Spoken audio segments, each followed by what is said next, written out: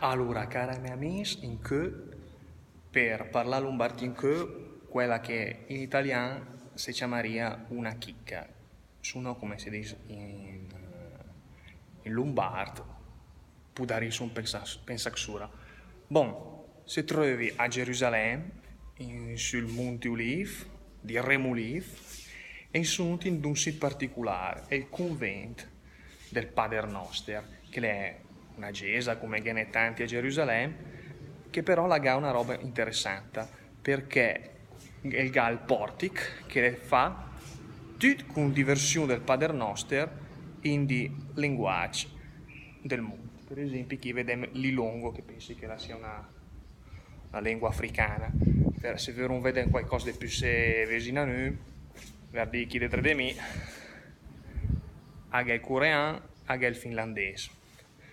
Ma le minga finita qui perché mi sapevi già mo, che sono venuti qui anche per cercare, ma vi alter magari sì no, se vi alter per dire vedrei che la porta verde e ne passa dentro un po' di sfroge e guardi un po' cosa che è la versione del Pater Noster anche ai milanesi, pensi un po' che bello, anche in tanti altri lingue regionali, anche in piemontese, anche in sardegneux, lì a renta il milanese, e in furlan, in besiac, che è una varietà del Veneto, adesso un po' più al fresco. E niente, è una roba bella, pensi chi in del cœur del mondo cristiano ha un po' di milanese. Per me è una roba proprio bella. Allora adesso torniamo indietro un momento per vedere meglio che la targhetta qui in milanese, che è bella da vedere, mi sono proprio contento di averla trovata, era un po' sconduta.